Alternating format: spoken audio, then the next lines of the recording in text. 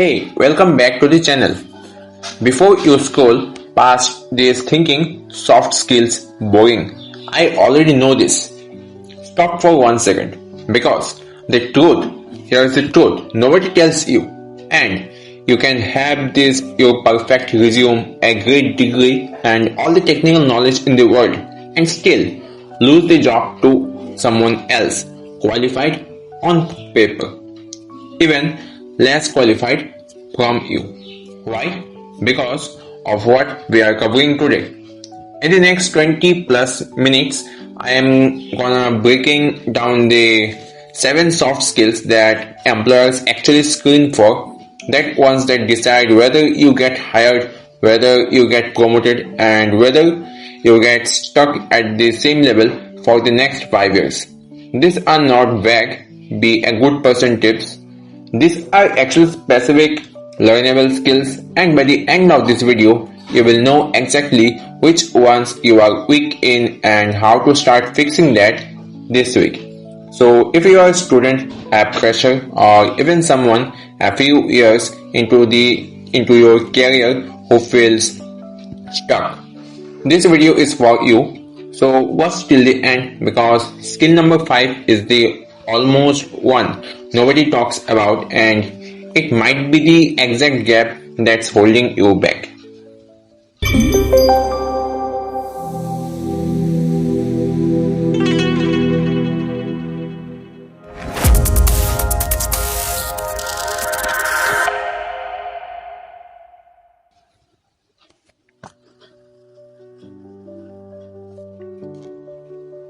Let's start with the hard truth. Your technical skills, your degree, your certificates, your coding, or your Excel.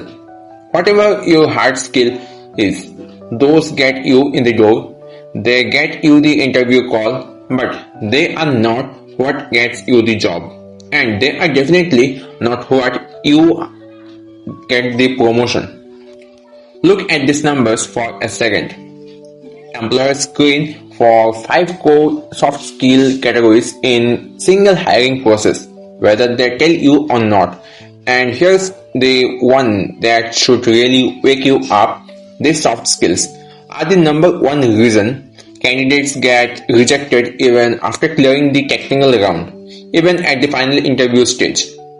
Let that sink in. You can ace every technical question and still walk out without the offer because of you actually communicated how you handled a hypothetical conflict question, or how you are confident and adaptable you sounded.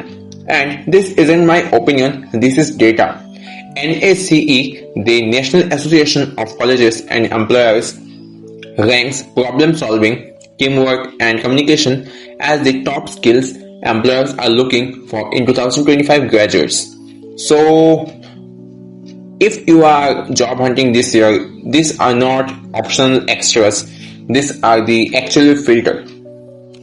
So here's what we are covering today: 7 skills in this order: communication, teamwork and collaboration, problem solving and critical thinking, adaptability and flexibility, emotional intelligence, leadership, and time management and organization. I am going deep on each one, what it actually means in a real workplace, why employers care so much about it, and how can you start building it. This is a long video because I want this to be the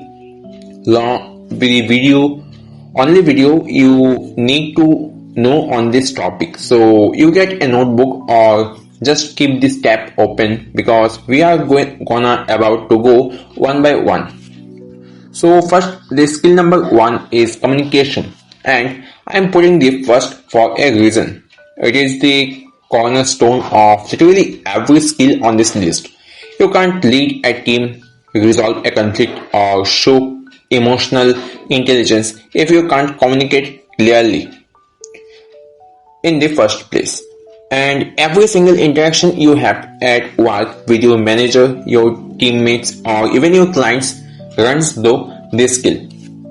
Now let's break this communication deep into 3 parts, because be a good communicator is way too vague to actually work on. First, Verbal communication. This is where ability to articulate your ideas clearly, present them persuasively, and hold a constructive conversation, whether that's in a team meeting, a client call, or your job interview. It's not about using big words, it's about being understood quickly without making people ask, "Wait, what do you mean?" Second, written communication. In most jobs today, more of your communication happens through text rather than talking. Emails, reports, Slack messages, documentation, writing clearly and concisely and correctly. It's not about grammar, but it's about respecting the other person's time and actually getting the result you wanted from that message. And there's the third one, active listening. This is the one people skip the most. It means giving a full attention, asking clarifying questions, and genuinely giving feedback instead of just waiting for your turn to talk.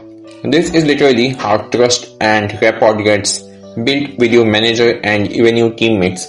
Now here is a question for you. Out of these three, verbal, written, or listening, what I have explained, and you know it now, which one do you actually personally struggle with the most?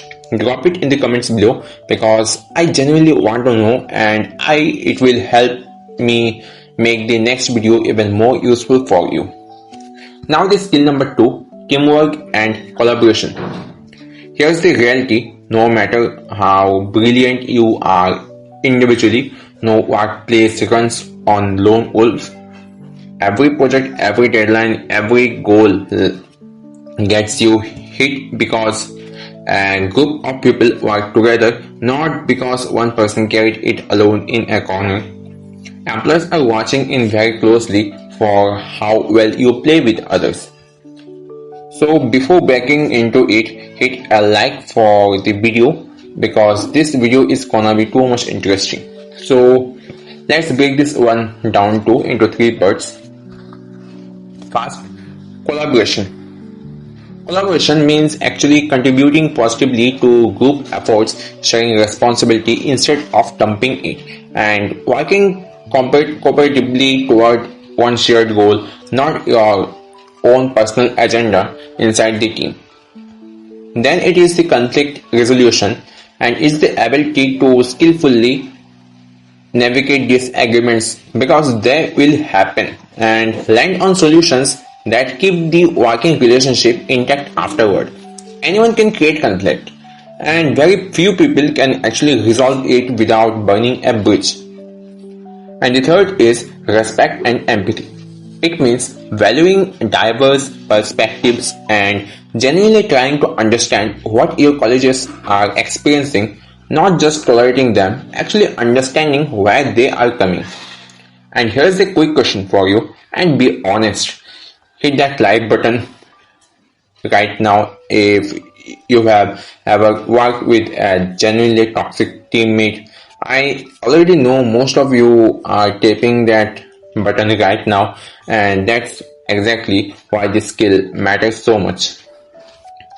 Okay, apart from that, skill number 3, problem solving and critical thinking. This is, in my opinion, the skill that makes you irreplaceable.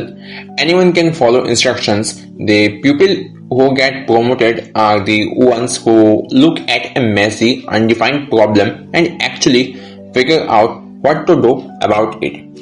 3 parts here as well: analytical thinking, critical thinking, and innovation. Analytical thinking is breaking big, overwhelming problems into smaller problems, gathering the right information and weighing your options logically instead of just reacting emotionally. And critical thinking is actually the objectively amazing information, questioning assumptions instead of accepting them blindly, and forming judgments you can actually defend when someone pushes back on you. And here's the innovation is actually generating new ideas and approaches that push continuous improvement, not just defaulting to, well, this is the way it's always been done. And I want you to remember this one number. This is the one skill that NACE I have taught before. The NACE ranks for 2025 graduates and even 2026 or 2027 graduates can be. Say that out loud with me. Problem solving is the single most in-demand soft skill for graduates entering the workforce right now. If you only work on one skill from this whole video, seriously consider making it with this one. Skill number 4, adaptability and flexibility. If there's one thing you can guarantee about any workplace, it's that things will change. New tools, new managers, new priorities, new crises nobody saw coming. Change is the only constant at work, and how you respond to it says everything about your future there. Openness to change, resilience, and learning agility. Now, explaining them, openness to change, it actually means embracing new tools, processes, and environments instead of resisting them just because they are unfamiliar or inconvenient. The other hand, resilience is the ability to bounce back from setbacks, learn fast from failure, and hold a genuinely positive attitude under real pressure, not fake positivity, actual steadiness. And learning agility is a real, genuine willingness to keep learning new skills as the demands of your role keep shifting beneath you, because they will constantly for your career. Think about how fast workplaces are changing right now with new tools and new tech showing up every few months. The people who thrive are not the ones who resist that change. They are the ones who can lean into it faster than everyone else. There's the skill number 5, and this is the one I told you about at the start, the emotional intelligence, or most of the people say it is the EQ. Okay, this is the skill most people don't even know they are missing because nobody ever explicitly teaches it. It's not on any syllabus, but it quietly decides how far you go in almost any career. This is the meatiest part of the whole video, so let's slow down here. 4 parts instead of 3. Self-awareness, self-regulation, motivation, and finally social skills. Sorry, the screen might not occupy all of them, so let me describe them. Firstly, the self-awareness means knowing your own strengths, your weaknesses, your values, and this is the part people forget, and the actual impact you have on the people around you, not how you think across, how you think you come across, how you actually come across. Okay? Then the self-regulation. This is actually managing your own emotions and impulses and staying composed when even the situation around you absolutely is not. Anyone can be calm when everything's fine. The emotional intelligence shows up when things go wrong. The motivation.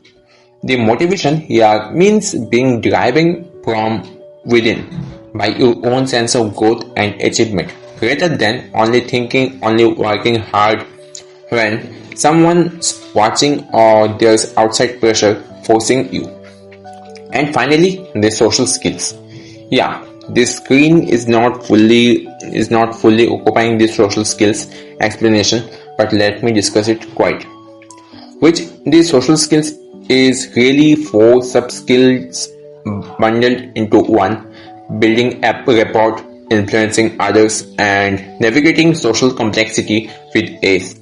This is why I'm calling this the meatiest slide of the whole video. Take a breath, maybe rewatch this section, because emotional intelligence, the EQ, quietly touches every skill we have talked about so far. So now getting on the next one, skill number 6, leadership. And I want to say this clearly, right away. You don't need to get a title to lead. You don't need to be a manager, a team lead, or to have a senior in your job title. Leadership is a behavior, not a position on an org chart. It is described into almost three parts: initiative, mentorship, and decision making. The initiative is taking ownership of tasks and proactively looking for ways to contribute without being asked, without waiting for permission. The mentorship is guiding and supporting your colleagues, sharing what you know, and actively helping others grow, even if you are the same level as them, or even your junior. And last, the decision making. Decision making is making sound calls even in ambiguous, unclear situations and owing the outcome either way, whether it works out or it doesn't. I want to really emphasize this. Leadership is valuable at every single level of a company, not just management. If you show these three behaviors as a fresher or an entry-level employee, you will get noticed. I promise you that. And now moving to the next, the almost last one, the skill number 7, the final one, time management and organization. And here's a line I want you to remember: talent without discipline goes nowhere. Okay? The talent without discipline goes nowhere. Mind these words. You can be the smartest, most skilled person in the room, but if you can't manage your time, none of that talent actually gets delivered. And it is again basis of almost three words: prioritization, planning, and efficiency. The prioritization is identifying what actually matters and focusing your energy there first, instead of spending your whole day on low value busy work. The planning is building clear strategies and schedules that turn big, intimidating goals into simple daily action steps. And there's the efficiency. Efficiency is optimizing your workflows and resources so you get more output from the exact same number of hours everyone else has. If you already use a planner or a productivity app to manage your tasks, drop which one in the comments. I'm always curious about tools you are all using to stay organized day by day. Okay, so you know the 7 skills, but the real question is, how do you actually build this starting this week, not someday? First, seek feedback. Actively ask your supervisors and peers how your communication and interpersonal style actually comes across to them. Don't wait for your annual review, ask now. Second, practice and observe. Watch great communicators and leaders in action, in meetings, in interviews, even in videos like this one, and then consciously practice those exact same behaviors yourself. Third, training and workshops. Join sessions built specifically around communication, leadership, or emotional intelligence. This exists and a lot of them are free or very cheap. Fourth, find a mentor. Seek out people who already excel at the exact soft skill you personally are trying to build and learn directly from how they operate. None of these 4 require money or as even a special course.